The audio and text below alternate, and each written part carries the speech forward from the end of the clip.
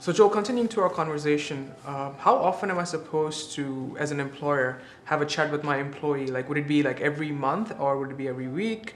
What would you recommend? So when it comes to topics like this, and especially in the interest of continuing the mental health conversation, there are no hard and fast demarcation points as to I'm supposed to have this many chats with my employee. A chat could be just a colloquial, hey Sufyan, do you have a few minutes? Let's go for a coffee and talk about it. So it becomes an informal point of contact away from the workplace. But at the same time, it's important to have a periodic performance conversation with the employee, maybe once a quarter. I think this is more subjective to the workplace and the tasks that are performed. Some roles you might not speak to them except for once in a quarter. Some roles may require some immediate and more frequent conversation pieces and things like that. So it really depends from the workplace environment for you to decide as the employer, as a small business owner, as a medium business owner. Keep in mind you're also doing a lot of other functions yourself. Yeah. So you then have to decide how much time do I want to invest. If the question is, should you invest the time? The answer unequivocally becomes absolutely. Because those touch points are absolutely important for an employee to build their confidence and continue that betterment and contribution. Yeah, and I think it also adds to the relationship, if I'm not wrong, right? Absolutely. Absolutely does. So, adding to your point, which you had earlier, what if an employee is shy to talk to us about the problems that they're facing at a workplace?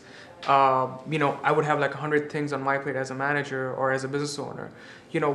What are like some of the key things that would trigger me to understand as to like, my employees are going through certain things? Would it be like a deliverable that they're not fulfilling, or would it be something regarding just like not showing up on time for work? So you've touched on a very important topic. Typically, the disengagement begins with deliverables being missed or absence and punctuality issues or things like that. But sometimes there are deeper issues that might not be, plainly indicative in the colloquial sense of the term.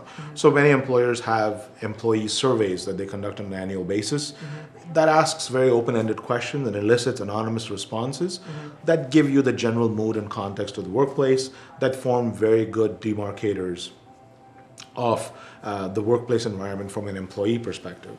Some of the other pieces is we all use, from a colloquial business standpoint, a net promoter score concept to grade the business.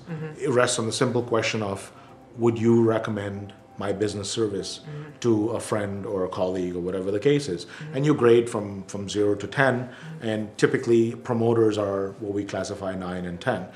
You can instill something like this in the workplace to say, ask a simplistic question that points you in the direction without saying so many words, whether you have a fairly decent work environment or you have something that is, close to reaching the boil over point.